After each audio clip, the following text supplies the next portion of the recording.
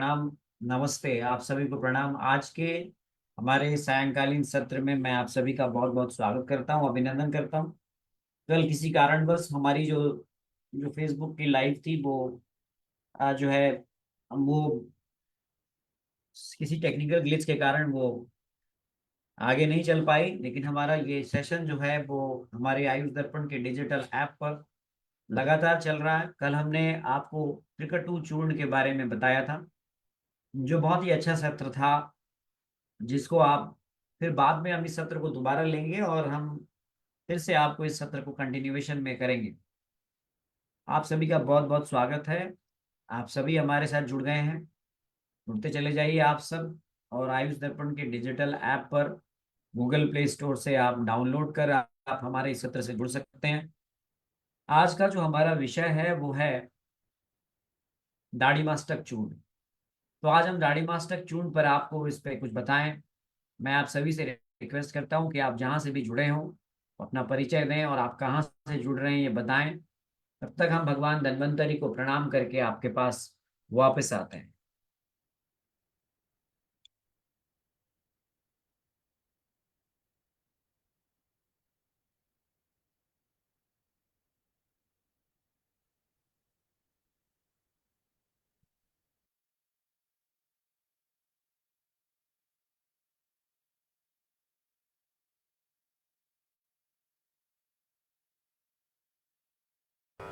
नमामि धन्वन्तरिमादिदेवं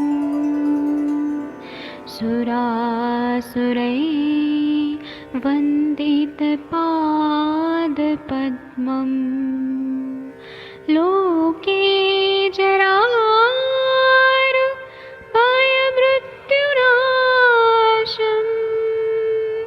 दातारमीशम् विविधौषधीनां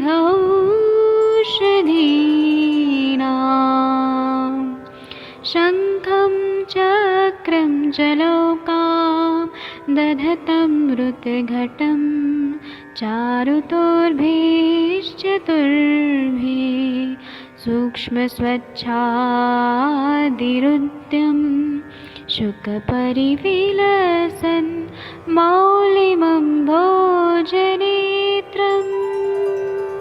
कालाम्बोदोज्ज्वलाङ्गं कटितटविलसत् चारुपीताम्बराढ्यं वन्दे धन्वन्तरिं तं निखिलगदमिव प्रौढदावाग्निनीलम्।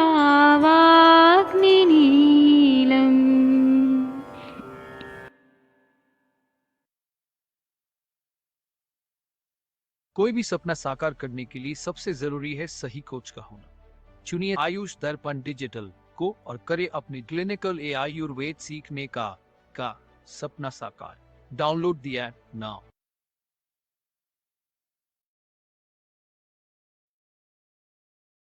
चलिए, नमस्ते, आप सभी को बहुत बहुत स्वागत है आपका। चूर्ण कल्पनाओं की सीरीज में मैं आपके समक्ष बहुत साधारण सी जान पड़ने वाली एक चूर्ण कल्पना लेकर आ गया हूं, जिसका नाम है दाढ़ी मास्टक चूर्ण। आप सभी हमारे साथ जुड़ते जा रहे हैं। आप सभी इस सत्र को बहुत अच्छा प्रेफर कर रहे हैं। हम धीरे धीरे इस सत्र को और भी आगे बढ़ाएंगे और हम आपको इस सत्र में और भी बहुत सारी चीजें बताएंगे। आप दाढ़ी मास्टक चूर्ण जो है, इसका प्रयोग बहुत समय से इसका भी हमारी चिकित्सा में हम लोग करते हैं। आप सभी जानते हैं इसका जो वर्णन है वो अष्टांग हृदय चिकित्सा स्थान में इसका वर्णन आया है। और ये जो औषधि है इसके बारे में कहते हैं कि दाढ़ी मात्मम कुड़वो धान्यम कुड़वार्ध फल फलम फलम चित्रकाक्ष श्रृंग वैराक्षम पिप्पल्यद अर्ध फलम फलम चित्रकाक्ष श्रृंग वैराक्ष पिप्पल्य अर्ध फलम ततः कल की तैर्ष वितम विंसति पल घृतम स अल सलिल आढ़के सिद्ध हर्त पांडु गुलमार्स प्लीहवात कफार्तिनुत दीपनम श्वास कासग्नम मूढ़वातानुलोमनम दुख प्रसविनी नाक्षम बंध्यानाम च प्रशस्यते। यह अष्टांग हृदय में आया है। तो देखिए दाढ़ी मास्टक चूर्ण जो है, मैंने जैसा कि बताया, इसका जो मुख्य घटक है, ये अगर आप गौर से देखेंगे तो इसमें दाढ़िम, दाढ़िम आप सब जानते हैं जिसका नाम हम लोग अनार कहते हैं, पोमग्रेनेट, बहुत ही हम लोग इसका यूज करते हैं। इसमें आप देखेंगे अभी आजकल, अभी मेरे मेरे एक डॉक्टर साहब हैं, वो अभी हमारे साथ में महाराष्ट्र से जुड़ते हैं। उन्होंने बताया कि अभी वहां पर जो है बैसिलरी डिसेंट्री फैला हुआ है। तो ऐसे में क्या करें, हमारे पास में अभी क्या उपचार हो सकता है ऐसे में, जहां पर डायरिया एक बहुत कॉमन लक्षण मिलता है। तो ऐसे में दाढ़ी मास्टक चूर्ण एक बहुत अच्छे द्रव्य के रूप में, एक औषधि द्रव्य के रूप में आप इसका प्रयोग कर सकते हैं। ये बहुत ही बेहतरीन औषधि है, बहुत ही अच्छा इसका आप प्रयोग कर सकते हैं। साधारण से जान पड़ने वाली औषधि है। आप सभी कहाँ कहाँ से जुड़ रहे हैं, ओम धन्वंतरे नमः। हमारे साथ में वैद्य सुनील रतूड़ी जी साहब जुड़ जाते हैं, हमारे सत्र को रेगुलर देखते हैं, प्रशांत बघेला जी, सभी वर्मा जी, बहुत सारे लोग जुड़ते हैं हमारे साथ में। अभी मैं देख पा रहा हूँ यहाँ पर हमारे डिजिटल ऐप पर लगभग 250 से ज्यादा लोग जुड़ चुके हैं। कल का लेक्चर शायद फेसबुक पे नहीं मिल पाया, मैं माफी चाहता हूँ, वो लेक्चर प्रोसेस नहीं हो पाया, लेकिन ऐप पर वो लेक्चर था। लेकिन हम फिर से आपको त्रिकटु चूर्ण पर फिर से बात करेंगे, चिंता ना करें। ज्ञान में बार बार अध्ययन, अध्यापन और संभाषा, ये बहुत इंपॉर्टेंट फैक्टर होता है। जितनी बार किसी ज्ञान को रिपीट किया जाए, किसी चीज को रिपीट किया जाए, उतना ही ज्यादा वो परिष्कृत होता है। तो ये मैं फिर से बताने जा रहा हूँ कि ये हमारे चिकित्सकों के प्रैक्टिस में आने वाली बहुत कॉमन सी दवा है। मुझे नहीं लगता है कि कोई ऐसा वैद्य होगा जिसने इस दवा का प्रयोग ना किया। तो इसमें मुख्य जो इसके घटक द्रव्य हैं अगर आप देखें तो दाड़िम, अगर आप देखें दाड़िम जिसे हम अनार कहते हैं, लेकिन दाड़िम की मात्रा कितनी है इसमें अगर आप गौर से देखेंगे तो सबसे ज्यादा जो दाढ़ी मास्टक चूर्ण में है वो है शर्करा, चीनी।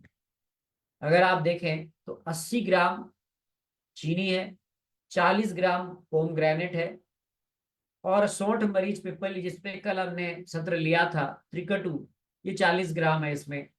पिपली की मूल जो है वो 40 ग्राम अगर आप लेते हैं, सफेद जीरा 40 ग्राम, धनिया 40 ग्राम, साथ में आप अम्मी, ट्रैकिस्पर्मम अम्मी 40 ग्राम, नाग केसर 20 ग्राम, इलायची 20 ग्राम, तमाल पत्र 20 ग्राम, दालचीनी 20 ग्राम, और वंश, वंश जो है बैम्बोसा, ये 10 ग्राम।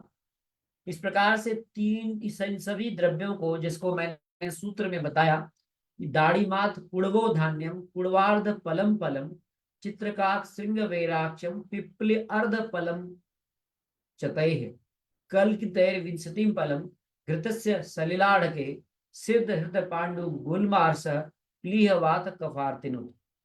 कहते हैं दुख प्रसवनी नाच बंध्या नाच प्रशस्यते, ये बात कही गई। तो दाढ़ी मास्टिक चूर्ण के बारे में मैं यही कहना चाहूंगा कि दाढ़ी मास्टिक चूर्ण का जो घटक है, अगर आप इसमें देखेंगे तो क्लासिकली ये हम लोग इसका यूज क्यों करते हैं आप सब जानते हैं। इसका क्लासिकल प्रयोग हम लोग अतिसार में करते हैं। ये एक बहुत सारे से पारंपरिक दवा है जो बहुत सालों से प्रयोग में आ रही है, और ये औषधि बहुत अच्छी काम करती है क्योंकि पिप्पली, काली मिर्च, नागकेसर, सौंठ, मरीच, ये सब जो दवाइयां हैं, ये हमारी डाइजेस्टिव सिस्टम है पायल जी, इसको ये इम्प्रूव करती है। हमारी जो पाचन की क्षमता है, इसे हमारी ये ठीक ठाक बनाती है। ये हमारी डाइजेस्टिव एंजाइम्स, जो हमारी पाचक जो एंजाइम्स हैं, उसके सिक्रीशन को नॉर्मलाइज करती है, तो पाचन क्षमता बढ़ती है। हमारे शरीर में गैस है, एसिडिटी है, ब्लॉटिंग की समस्या है, बहुत सारे ऐसे इंडाइजेशन की समस्या है, वहां पे ये काम करती है। कल मैंने त्रिकटु चूर्ण पर विस्तार से आपको एक लेक्चर दिया था। चूंकि इसमें त्रिकटु चूर्ण है, साथ में मिला हुआ है, त्रिकटु के सारे गुण इसमें आते हैं। ये एसिड इंड्यूस डैमेज से भी गैस्ट्रिक म्यूकोसा को प्रोटेक्ट करती है। यहाँ पर भावना चौहान जी भी जुड़ रही हैं, पायल चौहान जी हैं, उर्मिला नेगी जी हैं, अजीम खान जी हैं, इंदू राणा जी हैं, जयप्रकाश सगारे जी हैं, रचना जी हैं, देव प्रकाश देवर्स जी हैं, मुकेश चौधरी जी हैं, वैशाली जी हैं, और यहाँ पर नागालैंड से भी जुड़ते हैं, तुरदंग वन कोंग जी, नाम भी बड़ा मस्त है आपका, लगता है थाईलैंड से जुड़े हुए हैं आप। चलिए, यानी कि आप हमें बहुत सारे लोग बहुत सारी दुनिया के हर कोने से देखते हैं, ये जान के बड़ा अच्छा हमें लगता है। तो दाढ़ी मास्टर चूर्ण के बारे में मैं यही कहूंगा कि इसके अगर आप इंग्रेडिएंट्स को दोबारा देखें तो ये बहुत शानदार इंग्रेडिएंट्स हैं, और ये सब जो हैं बहुत ही प्रभावी हैं, और ये सब का काम जो है हमारे पाचन क्षमता को बढ़ाना है। अब इनमें मैं थोड़ा थोड़ा, जैसा कि मैं करता हूं, मैं आपको लैटिन नेम भी बताता हूं। तो देखिए, इसमें आपने सबसे पहले तो अगर आप दाड़िम बोलें तो दाड़िम को प्यूनिका ग्रैनेसम कहते हैं। ये लैटिन नेम प्यूनिका ग्रैनेसम है इसका, आप सब जानते हैं। अब इसमें हमने त्वक क्षीरी, मरंता अरुंदिनाका, एला एलेट्रिया कार्डमम, त्वक साइनोनिमम तमाला, नाग केसर मेसुआ फेरा, पत्र साइनोनिमम तमाला मैंने बताया आपको, यवानी ट्रैकिस्पर्मा मैमी, धानिया कोरिएंडर सटाइबम, अजाजी क्यूमिनम साइमिनम, और सुंठी जिंजीबार ऑफिसिनल ड्राई जिंजर, पिपली पाइपर लॉन्गम, मरीच पाइपर नाइग्रम। तो ये सभी, और शिता सैक्रम ऑफिसिनरम जो शर्करा है, ये सब हमने इसमें ली हुई है। तो मैंने इसके घटक द्रव्यों के बारे में आपको पहले भी बताया इसमें, कि इसमें सबसे ज्यादा मात्रा में जो हमने ली है वो है शिता, यानी कि शर्करा 80 ग्राम। यानी कि कहें कि दाढ़ी मास्टक चूर्ण में सबसे ज्यादा जो है वो है शर्करा 80 ग्राम। अनार, अनारदाना 40 ग्राम। त्रिकटु की मात्रा कितनी है, सौंठ मरीच पिप्पली टोटल मिला के 40 ग्राम। और मैंने अभी बताया कि मरीच और अन्य जो भी घटक द्रव्य हैं वो सब 40-40 ग्राम है। धनिया है, जीरा है, बड़ी पिप्पली है, यवानी है, ये सब 40-40 ग्राम है। नाग केसर 20 ग्राम है। जो इलायची है वो 20 ग्राम है। जो तमाल पत्र है वो 20 ग्राम है। और साथ में जो वंश है वो 10 ग्राम है, जिसे हम तुंगा क्षीरी भी कहते हैं। तो ये बाकी सारे द्रव्य, वंश, सैनमम, पत्र, कार्डमम, नाग केसर, यवानी, नाग केसर तक ये सब 20-20 ग्राम है। और यवानी, धनिया, व्हाइट क्यूमिन, लॉन्ग पीपर, बड़ी पीपल, और त्रिकटु के घटक एक साथ, शॉर्ट मरीच पीपल एक साथ, ये सब जो है, और अनार, ये सब 40 ग्राम है। और इनसे दुगनी मात्रा में शर्करा ली गई है। तो अगर आप यूं पूछे तो सबसे ज्यादा दाढ़ी मास्टक चूर्ण में क्या है, तो सबसे ज्यादा जो रेशियो है वो है शुगर का। हुआ कि नहीं हुआ? तो ध्यान रखिएगा, इससे खुद आपको कुछ चीजें क्लियर हो जाती है। अब ये कहाँ कहाँ काम करता है, तो अभी मैंने बताया, जैसा कि इस सूत्र में बताया है, ये दीपनम श्वास कासग्नम मूढ़ वातानुलोमनम, ये दीपन औषधि है। आप इसे अग्निदीपन के रूप में इसका प्रयोग कर सकते हैं। ये श्वास कास को नष्ट करती है, श्वास कास की रोग को ठीक करती है। मूढ़ वातानुलोमन, यानी जहां पर वात बिगड़ गया है, आपका मूढ़ हो गया है, वहां पर ये बहुत जबरदस्त काम करती है, बहुत अच्छा काम करती है। तो ये सारे जो द्रव्य हैं, मैंने इस पे पहले भी चर्चा की है, इन सारे द्रव्यों का जो प्रभाव अगर आप देखेंगे, तो इन सब का इंडिविजुअल आप प्रभाव देखें तो ये सभी जो द्रव्य हैं, जैसे कि मैं आपको बताऊं, तो इन सब का प्रभाव कहीं ना कहीं हमारे शरीर में अलग प्रकार से आप देख सकते हैं, और बहुत ही प्रभावी रूप से ये काम करते हैं। ये हमारी अग्नि पर बेहतर काम करते हैं, और हमारी भूख को बढ़ाने का काम करते हैं। हमारे शरीर में एसिड के जो इम्बैलेंस है, यानी गैस्ट्रिक एसिड के अत्यधिक बनने को भी ये नियंत्रित करते हैं। और ये इतना ही नहीं, मूढ़वात अभी इसका बताया, इसके अलावा और भी बहुत सारे इसके उपयोग अभी मैंने आपको बताया। इन सब में अगर आप सूत्रों के हिसाब से भी देखें तो ये बेहतरीन तरीके से काम करती है। जो मैंने अभी आपको पहले बताई बात की, बैसिलरी डिसेंट्री हो या डिसेंट्री हो, जिसे अतिसार कहते हैं, वहां पे ये औषधि बहुत अच्छा काम करती है। दुख प्रसविनी, यानी कि जिसमें प्रसव में तकलीफ हो रही हो, वहां भी दे सकते हैं। और यहां पर तो ये तक कहा गया है कि ऐसे रोगियों में भी आप दे सकते हैं जिन्हें इनफर्टिलिटी की प्रॉब्लम है। साथ साथ आप इरिटेबल बाउल सिंड्रोम में भी आप इस योग को बहुत आसानी से दे सकते हैं। तो देखिए ना, इसको बनाने में क्या है, कुछ भी नहीं करना है। आपने तुंगाक्षीरी यानी वंशलोचन लेना है, दालचीनी लेना है, तमाल के पत्ते लेने हैं, इलायची लेना है, नाग केसर लेना है, यवनी जिसे ट्रैकिस्पर्मम मैमी कहते हैं लेना है, धनिया लेना है, सफेद जीरा लेना है, पिपली की जड़ लेनी है, काली मिर्च, अदरक और लंबी काली मिर्च जिसे हम अदरक या ड्राई जिंजर कहें, सौंठ, मरीच और पिपली। सौंठ, मरीच और पिपली लेनी है, अनार दाना लेना है और चीनी लेनी है। क्या ये नहीं मिलेगा आपको? बताइए, बताइए यहाँ चैट बॉक्स में, क्या ये औषधि आपको नहीं मिलेगी? मनीष प्रजापति जी, हड़ीजा जी, मंजेरी चंद्रवंशी जी, सोनिका डोगरा जी, अजीम खान जी, भावना जी, क्या ये औषधियां आपको आसपास उपलब्ध नहीं होंगी? क्या आपको शर्करा नहीं मिलेगी? सीता जी से कहा गया है। क्या अनार नहीं मिलेगा? क्या पिपली की आपको मूल नहीं मिलेगी? क्या सफेद जीरा नहीं मिलेगा? क्या धनिया नहीं मिलेगा? क्या यवनी ट्रैकिस्पर्मम मैमी नहीं मिलेगी? नाग केसर, इलायची, तमाल पत्र, दालचीनी और वंशलोचन, बताइए सबको मिलेगा ना? ये दवा मिल जाएगी ना? मिलेगी कि नहीं मिलेगी? बताइए। हाँ, डेफिनेटली सुनील रतोड़ी साहब एकदम सही बोल रहे हैं। ये सारी जो औषधियां हैं, अगर आप एक एक की बारे में बात करें तो वंशलोचन देखिए कितनी बढ़िया काम करती है। वंशलोचन जो है हमारे यहाँ सीतोपलादी चूर्ण का भी घटक है, सीतोपलाद तुंगाक्षीरी। तुंगाक्षीरी जो है ना, त्वक्षीरी, वो वंशलोचन है। दालचीनी हमारे यहाँ मसालों में पड़ता है, इलायची मसाले में पड़ता है, संजय कुमार जी। धनिया हमारे यहाँ मसाले में पड़ता है। और त्रिकटु के तो बारे में कल हमने चर्चा की, पिपली, पिपली मूल, सॉरी, ये सौंठ, मरीच, पिपली और पिपली मूल भी मिल जाएगी आपको। अनार, दाड़िम मिल जाता है हमारे यहाँ, पहाड़ों में बहुत होता है। पोमग्रेनेट। तो आप इन सभी औषधियों को आपने क्या करना है, बताए गए अनुपात में आपने लेना है। अनुपात फिर से मैं बता दूं, शर्करा की मात्रा अगर आपने ये सभी 8 जो है औषधि द्रव्य हैं, अगर आप काउंट करें तो ये 8 हैं।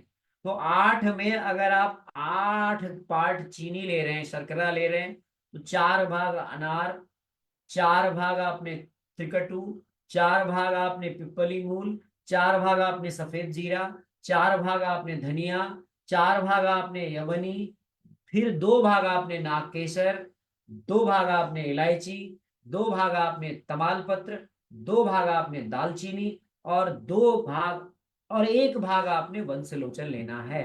यानी अगर आप कहें तो मिनिमम इसमें वंशलोचन है और मैक्सिमम इसमें शर्करा है। क्लियर हो गया आपको? तो इसी रेशियो में आपने मिलाना है। 1 पार्ट वंशलोचन, 2 पार्ट दालचीनी, 2 पार्ट साइनोमम तमाला, तमालपत्र, 2 पार्ट इलायची, 2 पार्ट नागकेसर, 4 पार्ट यवनी, 4 पार्ट धनिया, 4 पार्ट सफेद जीरा, पिपली की मूल 4 पार्ट और सौंठ, मरीच, पिपली, ये तीनों मिला के 4 पार्ट, अनार 4 पार्ट और चीनी जो है वो 1 पार्ट लेनी है ना सर, मिस्टर रॉय जी? तो बन गई ना आपकी ये दाढ़ी मास्टर चूर्ण। तो आपने ये सभी इस प्रकार से रेशियो में लेकर के इन्हें अलग अलग पीस लेना है, अलग अलग इन्हें अच्छी प्रकार से पीसना है और एक साथ होमोजेनस मिक्सचर बनाना है। होमोजेनस मिक्सचर बनाना है और टाइट पैक्ड डब्बे में इसे रख देना है। ठीक है, बहुत बढ़िया दवा है। कहाँ कहाँ दे सकते हैं आप? तो देखिए, इंडाइजेशन है ना, जैसा कि अभी यहाँ पे डॉक्टर सुनील रतोड़ी जी ने बोला कि अरुचि और भक्त द्वेष में, बिल्कुल सही बात है, वहां दे सकते हैं आप। कई बार कुपोषण होता है, भोजन नहीं करता है बच्चा, तो वहां पर भी आप इसको दे सकते हैं। मात्रा चिकित्सक के परामर्श से ही लेंगे। कई बार दस्त हो रही है, डिसेंट्री हो रही है, वहां आप इसको दे सकते हैं। खांसी की समस्या में भी आप इसको दे सकते हैं। इरिटेबल बाउल सिंड्रोम में भी आप इसको दे सकते हैं। और ये उन लोगों के लिए भी बेहतरीन मेडिसिन है जिनको कई बार मल त्याग करने जाना पड़ता है दिन में, वहां भी ये मेडिसिन बहुत अच्छा काम करती है। खांसी जैसी श्वसन संबंधी समस्याओं में बेहतरीन दवा काम करती है। ध्यान रखिएगा, ये पारंपरिक रूप से वात, कफ, इसका जो कहा गया दुख प्रसविनी नाम च बंध्यानाम च प्रशस्यते, यहां जो अगर आप देखें तो उन महिलाओं के लिए लाभदायक है जो दुख प्रसव, यानी कि जिन्हें प्रसव में बहुत कठिनाई होती है, प्रसव में बहुत वेदना होती है, प्रसव में बहुत परेशानी होती है, उनमें भी यह जो दाढ़ी मास्टिक चूर्ण है वो अद्भुत काम करता है। ये जो वाला जो सूत्र का लाइन है ये बहुत इंपॉर्टेंट है। हम ये कहें कि ये हमारे सारे जो किचन के मसाले में हम लोग जिन द्रव्यों का यूज करते हैं वो सारे द्रव्य इस एक पॉली हर्बल फॉर्मुलेशन में पड़े हुए हैं। तो हमारी किचन को हम अगर कहें कि हमारी किचन जो है वो स्वयं एक औषधशाला है, तो क्या गलत है बताइए? क्या हमारी किचन में इलायची नहीं होती? क्या हमारी किचन में ड्राई जिंजर नहीं होता? क्या हमारी किचन में काली मिर्च नहीं होती? क्या हमारी किचन में पिपली नहीं होती? तो हमारी किचन को अगर हम औषधिशाला कहते हैं तो क्या क्या क्या ये सही नहीं है? बिल्कुल सही है, क्योंकि दाढ़ी मास तक चूर्ण के सारे घटक द्रव्य अगर आप देखें तो ये सारे आपकी रसोई घर में मिल जाते हैं। नहीं, लेकिन फिर भी मैं एक बात कहूंगा कि ये है डायबिटिक पेशेंट्स में आप ना दें। देखिए, बहुत सारे लोगों को मैं बार बार कहता हूं कि औषधियों का प्रयोग करने के वक्त हमें शायद उसके घटक द्रव्यों का याद नहीं रहता है। हम जब दाढ़ी मास तक चूर्ण लिखते हैं तो शायद आप में से कितने लोग प्रैक्टिशनर हैं जिन्हें यह ध्यान होगा कि इसमें शर्करा सबसे ज्यादा 8 भाग शर्करा है इसमें। तो क्या आपको लगता है इसे हम जो है ऐसे रोगी जिनका शुगर लेवल बढ़ा हुआ है उसको हम दाढ़ी मास तक चूर्ण दे सकते हैं? नहीं दे सकते हैं। वी हैव, हमको अवॉइड करना चाहिए। साथ साथ में दाढ़ी मास तक चूर्ण के लिए एक बात और ध्यान रखना चाहिए कि जिनको गैस्ट्राइटिस है, बहुत ज्यादा इन्फ्लेमेशन है, और अगर वो मात्रा में इसका अधिक सेवन करेंगे तो उनको ये प्रॉब्लम बढ़ जाएगी। ये बात हुई साइड इफेक्ट की। मैं रोज अपने सेशन में कहता हूं कि हर औषधि है उसका साइड इफेक्ट होता है, इसीलिए बिना चिकित्सक के परामर्श के कोई भी औषधि का सेवन नहीं करना चाहिए। अगर इस औषधि का लंबे समय तक हम प्रयोग कराते हैं, बार बार मैं कहता हूं, तो जिस प्रकार से मैंने इससे पहले गंगाधर चूर्ण के बारे में बताया था कि गंगाधर चूर्ण का भी आप लंबे समय तक प्रयोग करते हैं तो लॉन्ग टर्म में इसके प्रयोग से कॉन्स्टिपेशन हो सकता है। जी हाँ, इसी प्रकार से दाढ़ी मास्टर चूर्ण का भी आप अगर लंबे समय तक अधिक मात्रा में प्रयोग करते हैं तो इससे भी लॉन्ग टर्म कॉन्स्टिपेशन हो सकता है। ठीक है जी, तो ये कारण आपके बनते हैं। अष्टांग हृदय में भी ये आता है इसका वर्णन। अब सवाल वही है कि आपने पूछा कि कब तक इसको ले सकते हैं, तो फिर से मैंने बताया कि यदि आपने इसको एयर टाइट कंटेनर में रखा है तो 2 साल तक आप इसका प्रयोग कर सकते हैं, और यदि आपने खोल दिया है उसको तो 2 से 4 महीने के भीतर ही इसका प्रयोग कर लें, वरना इसकी फिर पोटेंसी नहीं रहती है। ये कहते हैं ना कि आयुर्वेदिक दवाइयां जो हैं ये जितनी पुरानी उतनी अच्छी होती है, ऐसा नहीं है। केवल आसव और अरिष्ट ही ऐसे हैं जो इस प्रकार से पुराने अच्छे माने जाते हैं। कुछ औषधियां पुराण घृत का प्रयोग बताया गया हमारे शास्त्रों में, लेकिन जो चूर्ण है इनकी सवीर्यता, पोटेंसी जो है वो टाइट कंटेनर में अगर है तो 2 साल तक, और अगर आपने खोल दिया तो ये 3 से 4 महीने में ये समाप्त हो जाती है। तो ध्यान रखिएगा, ये बहुत सरल सा योग मैंने आपको बताया। मुझे उम्मीद है कि आपने इसका इंग्रेडिएंट समझ लिया होगा, इसके आपने घटक द्रव्यों को समझ लिया। ध्यान रखिएगा कि इसका प्रयोग, अभी फिर से वही सवाल है कि प्रेगनेंसी में, चूंकि देखिए यहाँ पर कहा गया दुखा प्रसवनी च बंध्यानाम च प्रशस्यते, ये वाली लाइन बहुत इंपॉर्टेंट है मिश्रा साहब। दुख प्रसवनी नाम च बंध्यानाम च प्रशस्यते, ये विशेष रूप से इस सूत्र में ही उल्लेख है कि जिनको प्रसव में तकलीफ होने की संभावना है, इसका मतलब है ये प्रेगनेंसी में ये औषधि सेफ है, क्योंकि ये सूत्र में आया है। और कहते हैं बंध्यानाम च प्रशस्यते, जो ऐसी स्त्रियां जो इनफर्टिलिटी से पीड़ित हैं, जिनको बच्चे नहीं हो रहे हैं, उनके लिए भी ये प्रशस्यते, यानी कि ये प्रशंसा की गई है इस औषधि की। तो कैसा लगा आपको हमारा ये प्रयास, बताइए। अगर दिनेश कुमार जी भी हमारे साथ जुड़े हुए हैं, कहाँ कहाँ से आप जुड़ते हैं आप बताते जाइए। पूरे भारत ही नहीं, वर्ल्ड वाइड ग्लोबली हमारे साथ में ऐप में यहाँ 250 लोग जुड़े हुए हैं। मैं सबके नाम लेने लग जाऊंगा तो 1 घंटा निकल जाएगा। कुछ लोगों के चुनिंदा जो फेसबुक पर और इधर अभी 1 घंटे बाद यूट्यूब पे देखेंगे।